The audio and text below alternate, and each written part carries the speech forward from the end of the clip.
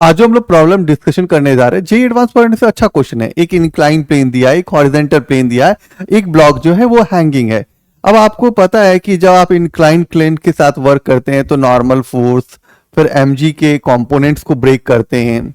दूसरा कि horizontal plane है, यहाँ पे हॉरिजेंटल प्लेन है तो नॉर्मली बात करेंगे, टेंशन टी लग रहा है, फ्रिक्शन लग रहा है, जिधर हमारा मोशन होगा उसके अपोजिट हमको फ्रिक्शन ऐड ऑन करना है। तो ये छोटी छोटी बात हम यूज करेंगे। दूसरा कि इस क्वेश्चन को बनाने में थोड़ा सा हमको कांस्टेंट मोशन भी अप्लाई करना होगा। तो आप देखिए कि इस क्वेश्चन में मल्टीपल पार्ट्स आ गए हैं और इसको ऐड ऑन करके ये सवाल को बनाना है। तो चलो इस सवाल को डील करते हैं और एक बार फिगर पे एक वर्क फ्रेम काम करते हैं। तो सवाल में ये करना है कि इस ए ब्लॉक का एक्सप्रेशन पता करना है मुझे। सिंपल सा लॉजिकल क्वेश्चन है कि आपको एक्सप्रेशन ही पता करना है। तो सबसे पहले हम क्या काम करते हैं कि हम सबसे पहले टेंशंस को ड्रॉ करते हैं। तो सबसे पहले बात करते हैं, जब हमारे पास टेंशन की बात आती है तो हम यहाँ पे टेंशंस की बात करते हैं। तो यहाँ पे टेंशन टी लगेगा, यहाँ पे भी टेंशन टी लगेगा, यहाँ पे टेंशन टी लगेगा, यहाँ पे भी टेंशन टी लगेगा और यहाँ पे कितना लग जाएगा, 2t लग जाएगा। एज्यूम करो कि यहाँ पे एक्सप्रेशन मेरा जो लगा है वो लगा है a1, तो यहाँ पे एक्सप्रेशन कितना हो जाएगा a2 और यहाँ पे एक्सप्रेशन की बात कर ले तो ये कितना हो जाएगा a3 हो जाएगा। छोटी छोटी चीजें को ऐड ऑन कर लेते हैं जिससे हमारा सवाल बनाना आसान हो जाएगा। तीसरा बात है कि ये ब्लॉक यदि इधर शिफ्ट करेगा तो फ्रिक्शन कहाँ लगेगा, अपोजिट डायरेक्शन में, तो फ्रिक्शनल फोर्स इधर लगेगा। यदि ये ब्लॉक इधर शिफ्ट करेगा तो फ्रिक्शनल फोर्स कहाँ लगेगा, इस डायरेक्शन में लगेगा। फिर हम यहाँ पे ये ड्रॉ कर लेते हैं कि नॉर्मल फोर्स जो होता है वो वर्टिकली अपवर्ड लगता है परपेंडिकुलर टू सरफेस। तो नॉर्मल फोर्स ये हो गया। तो अब इसकी लोड की बात आ रही है। तो अब देखो इंक्लाइन प्लेन है, तो इंक्लाइन प्लेन है तो इंक्लाइन प्लेन के हिसाब से हम सोचेंगे कि ये इधर लगेगा, इधर लगेगा, mg लग जाएगा। तो इस डायरेक्शन में लगाएंगे तो हम क्या हो जाएगा mg, और एंगल जितना है तो cos 37 डिग्री लिखेंगे। और इधर लगेगा, दूसरी बात लगेगा तो यहाँ पे लगेगा तो क्या हो जाएगा mg साइन 37 डिग्री। तो हम यहाँ पे क्या लिखेंगे mg साइन 37 डिग्री। चीजें तो ऐड ऑन हो गए ना। अब हम इसको यूटिलाइज कर ले, अब बना पाए, फिगर को ड्रॉ कर पाए। यहाँ पे दूसरा बात है कि यहाँ पे एक चीज है कि यहाँ पे मास कितना दिया हुआ है, तो मास दिया हुआ है 2.5 kg। तो ये कितना हो जाएगा 25 हो जाएगा। ठीक है, अब इसको ड्रॉ करते हैं। ये नीचे आ रहा है तो हमें इक्वेशन वाइज जाके लिखना सिंपल है। 25 माइनस 2t इक्वल टू कितना हो जाएगा 2 और 0.5 2.5 a3। तो मान लेते कि ये मेरा पहला इक्वेशन है। सिंपल सा काम किए कि फर्स्ट इक्वेशन लिख लिए। अब इस पे आते हैं, इन दोनों पे इक्वेशन वाइज आते हैं। तो ये इजी है, यहां से लिखना पहला इजी है तो मुझे वही लिख लेना चाहिए कि हम लिखेंगे t minus f equal to, इसका मास मानते हैं कि m2 है। तो ठीक है, ये इसका मास क्या है, तो ये m2 है। तो लिखेंगे m2 इंटू a, और a क्या है वहां पे a2 है तो a2 लिख लेते हैं। अब टेंशन t है, फ्रिक्शन क्या होगा, तो म्यू इंटू n हो जाएगा equal to m2 a2 t। Frictional coefficient कितना दिया हुआ है, तो फ्रिक्शनल कोएफिशिएंट सवाल में दिया हुआ है, वो कितना दिया हुआ है 0.5 दिया हुआ है। तो 0.5 और n इक्वल टू क्या होता है mg होता है। तो m कितना दिया हुआ है 4 इंटू जी का मतलब tan इक्वल टू मास कितना दिया हुआ 4a2। ठीक है, अब यहां से ये tan का टर्म उड़ेगा और इसको कैंसिल करेगा। तो t माइनस 20 इक्वल टू क्या आ जाएगा 4a2 आ जाएगा। तो ये हमारा क्या हो जाएगा सेकेंड इक्वेशन हो जाएगा। अब तीसरे वाले इक्वेशन पे जाते हैं कि तीसरे वाला इक्वेशन लिखते हैं। तो तीसरे वाले में क्या है, कंपोनेंट्स सब कुछ ऐड ऑन करना पड़ेगा। तो हम सबसे पहले लिखेंगे क्या t plus m1g sine 37 degree minus m1, क्योंकि इसका मास क्या हम लोग ले रहे हैं तो m1 ले रहे हैं। ठीक है, तो m1 z cos 37 degree equal to m1, और एक्सप्रेशन कितना है, तो एक्सप्रेशन कितना है a1 है, तो a1 लिख लेते हैं। क्लियर है, वाह। अब अच्छी बात है कि ये चीज फील आ गई अपने पास। अब टी लिखते हैं प्लस m1 कितना दिया हुआ है, मास कितना दिया है 5 इंटू जी इंटू साइन 37 डिग्री। अब यहाँ पे साइन 37 का वैल्यू आपको याद रखना पड़ेगा कितना होता है, तो ये होता है 3/5। तो 3/5 माइनस m1 का वैल्यू कितना है, फिर से 5 है, जी का वैल्यू 10 है और cos 37 डिग्री कितना हो जाएगा 4/5 हो जाएगा, इक्वल टू m1 की वैल्यू कितनी है 5 इंटू A1 कर लेंगे। अब यहां से इसको कैंसिल करें तो ये कितना हो जाएगा, अच्छा ये मैंने कर दिया कोई बात नहीं, और यहां से यदि हम कैंसिल करें तो ये पूरा का पूरा टर्म कैंसिल कर लेंगे कोई बात नहीं। तो t प्लस 10 ये कितना हो जाएगा 30 हो जाएगा, ये कितना हो जाएगा 20 हो जाएगा और ये कितना हो जाएगा 5A1 हो जाएगा। तो t और यहां से कर ले तो ये कितना हो जाएगा 10 हो जाएगा, इक्वल टू कितना हो जाएगा 5A1। मतलब ये इक्वेशन नंबर 3 होगी। आपके पास 3 इक्वेशंस आ गए हैं, first equation, second equation, third equation. अब इन्हीं को आपको जनरलाइज करके आपको क्वेश्चन को सॉल्व करना है। अब दूसरी बात है कि यहाँ पे एक और चीज की कांस्टेंट मोशन वाला क्या एप्लीकेशन है वो भी थोड़ा बात करते हैं हम लोग, क्योंकि कांस्टेंट मोशन लगेगा, क्योंकि ये वाला जो पुली है वो शिफ्ट करेगा, हाँ ऑब्वियसली शिफ्ट करेगा। तो ये मान लेते हैं कि x1 डिस्टेंस चला, ये x2 डिस्टेंस चला, तो ये कितना चला x3 डिस्टेंस चला। तो हम ऐसा सोचते हैं कि x इक्वल टू क्या हुआ है x1 प्लस x2 चला है, तो मतलब कि A3 इक्वल टू क्या हो गया A1 प्लस A2 हो गया है। ये जनरलाइज कर ली हम। अब क्या है कि यहाँ पे A3 है इक्वेशन में और इसको यहाँ पे डेबिट करते हैं, फिर आगे जाके प्लान आउट करते हैं कि कैसे ये सवाल को न्यूट्रलाइज कर पाए हम।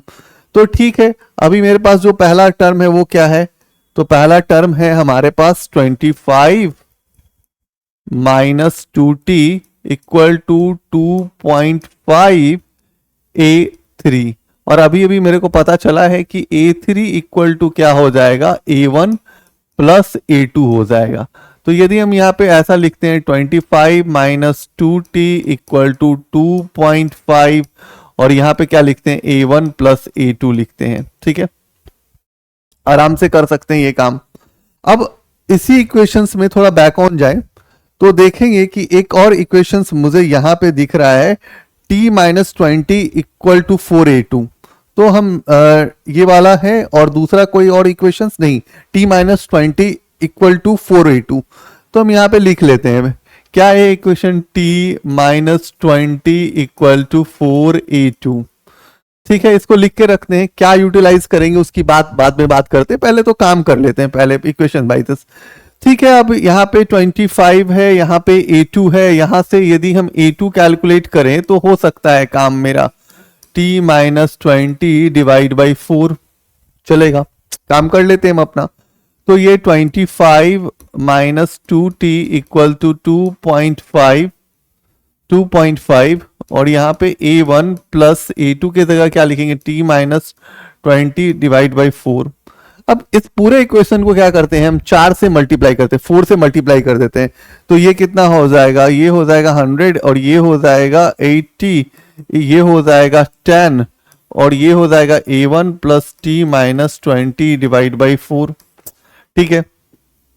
तो फिर से करते हैं 100 माइनस 80 इक्वल टू क्या हो जाएगा 10 A1 हो जाएगा प्लस यहाँ पे क्या हो जाएगा 10 t माइनस 20 डिवाइड बाई 4 हो जाएगा। इसको कर लें तो कितना हो जाएगा, ये 5 हो जाएगा और ये 2 हो जाएगा, ये फिर कटेगा तो ये कितना हो जाएगा 2.5 हो जाएगा, चलेगा।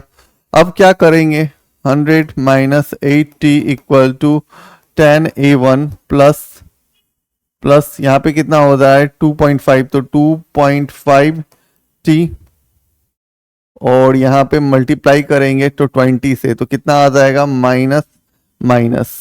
अब 20 से मल्टीप्लाई कर लो तो मल्टीप्लाई करोगे तो ये कितना हो जाएगा 20 इंटू 2.5, ये उड़ गया तो ये बच गया 2, ये तो 50 हो गया, ठीक है।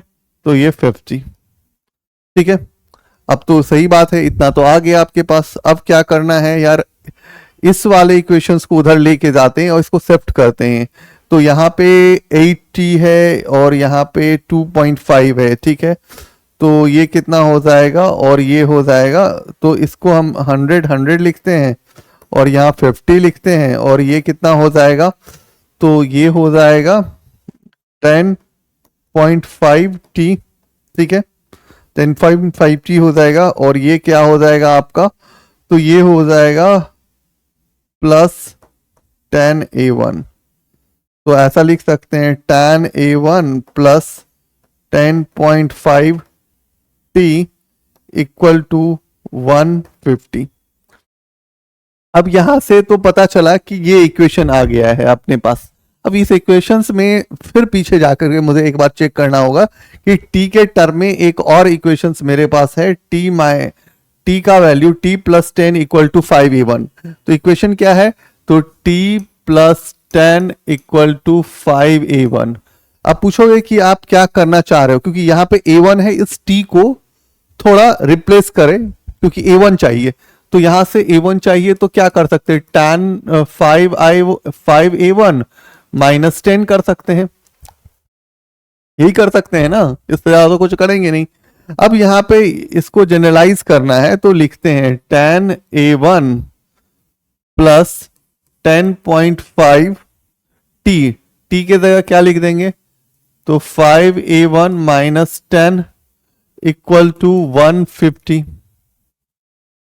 अब यहां से बात करने जाएंगे तो ये कितना हो जाएगा, tan a1 हो जाएगा और ये 10.5 है इंटू 5 है, तो अभी इसको मल्टीप्लाई करें, 10.5 into 5a1 minus 10 into 10.5 okay equal to 150। ठीक है, यहां से ये उड़ गया तो ये 10 मर गया, तो ये बच गया 105। ठीक है, और यहाँ पे कुछ कैंसल आउट होने वाला है कि नहीं होने वाला वो देख लेते हैं। तो अभी तो ठीक है, tan a1 प्लस इसको मल्टीप्लाई करेंगे तो कितना हो जाएगा, तो ये 52.5 होना चाहिए a1। एक बार कैलकुलेशंस चेक कर लेना कि कितना आएगा, 52.5 ही आएगा या कुछ आएगा, ठीक है वो देख लेना यार, मुझे जहां तक यही लग रहा है। और ये कितना हो जाएगा 150 प्लस प्लस कितना हो जाएगा, यहां से ये वाला टर्म जो है वो बचा है 105 ही बचा है ना, ये बुरा, हाँ तो ये 105 बचा है। ठीक है, बहुत अच्छा। ये कितना हो जाएगा 62.5 a1 इक्वल टू कितना हो जाएगा 5 और 2, सही है 5 हाँ सही है। इसलिए a1 इक्वल टू क्या हो जाएगा 255 डिवाइड बाई 62.5। इसको कैंसल आउट करोगे तो ये 4.1 मीटर पर सेकेंड स्क्वायर आएगा। तो a1 का यदि एक्सप्रेशन अप्रोक्सीमेशन में कर ले, इंटीजर में लिखना हो तो 4 मीटर पर सेकेंड स्क्वायर हो जाएगा। तो क्वेश्चन सॉल्व हो गया। थोड़ा मैथमेटिक्स था, मैथमेटिक्स अप्रोच पे तुमको वर्क करना पड़ेगा कैलकुलेशन वाइज, अदरवाइज तुमको देखो कि एप्लीकेशनल चीजेस देखो कि क्या है, तो एप्लीकेशन चीजेस यही वाला पार्ट है, इसी में एप्लीकेशंस तुम्हारा दिख रहा है कि यहाँ पे तुमने जो एप्लीकेशन किया है उसको सही तरह से बैठा ले तो तुम्हारा आंसर राइट ऑन आ जाएगा। तो आज के लिए थैंक यू ऑल गाइस।